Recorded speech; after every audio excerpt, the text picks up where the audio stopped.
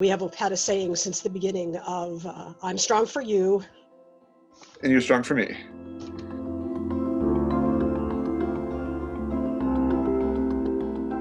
Around early mid-January, we started dating pretty consistently. And it was on Valentine's Day that we became an exclusive couple. But it wasn't until actually after we had separated for quarantine that we decided to officially become boyfriend and girlfriend. We dated for a while. After it didn't work out, she dumped me. And then years later, a mutual friend of ours passed away. In the course of preparing for the memorial service, we realized that we were interested in each other again and began dating. In the sense, I would travel out from St. Louis to Chicago. We ended up deciding that he was going to move up here to Chicago. And then they locked down the state of Illinois. I was starting to come down with various symptoms, congestion, what else did I have? Lots of headaches. I had a little itchy skin and itchy eyes, sinus drainage that was causing a cough. I was basically quarantined to the bathroom and the upper level of our house. And my husband had to sleep in our guest room. On the couch. And on the couch. And so, yeah, we had to presume positive for about 5 days until thankfully I got a negative result. One of the hardest things is that we're both very affectionate people. And we're both very physically affectionate, right? Whenever we're around each other, we're always like touching each other. So not being able to hug my husband when I'm afraid for my life was a really, really terrible feeling. Not being able to sit down and have the kind of difficult but proper conversations that a husband and wife would have about what to do about money if something happens to us, or how to communicate with our families, or what kind of service we want. It's hard, obviously, not being able to see each other. But at the same time, I think it's just kind of made us want, look forward to seeing each other even more. So we're missing each other, but we don't feel like we're missing out because we're not together. Time spent physically with another person is really reassuring for me.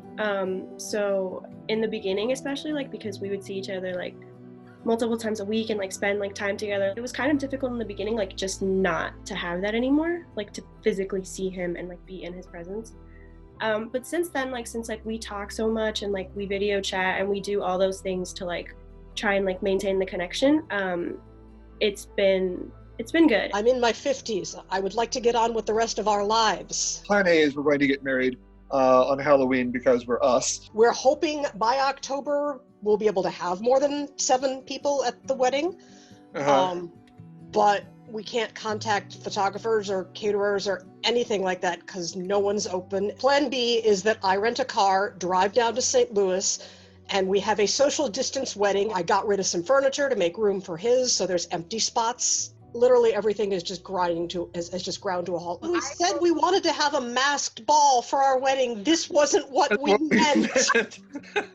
Be kind to each other and be patient with each other, because sometimes I'm I have had a shitty day and I love you dearly, but I'm gonna go have a glass of wine, take a hot bath, and go to bed because I can't cope right now. Another thing that's been helpful to me has been reminding myself that as big a challenge as we're facing, there are people facing a lot worse. If we're gonna video chat and I'm doing something with friends, or maybe she's watching a show with her mom, we don't have to interrupt these things that we're doing.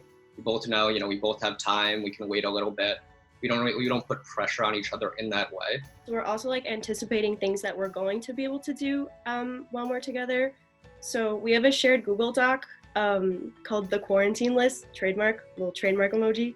And we add to it things that we want to do when this is all over. That list might include anything like trying a margarita from the place that got ranked #1 for margaritas in New York City, to something like, a weekend trip to Canada, which we both really want to do. So it's a wide range of activities. Spending time apart too also just made us have a different sense of gratitude for the time that we have together.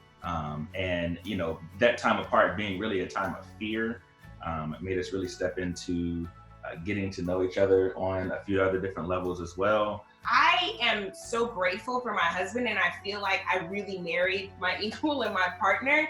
I'm finding myself being really grateful for some quality time that I think we've been more intentional about having during these circumstances that we just wouldn't have had otherwise. Each day is one day closer to like all of this being over and like us being able to see each other. This wasn't quite how we'd planned to get there, and it sucks, but it's not going to stop us.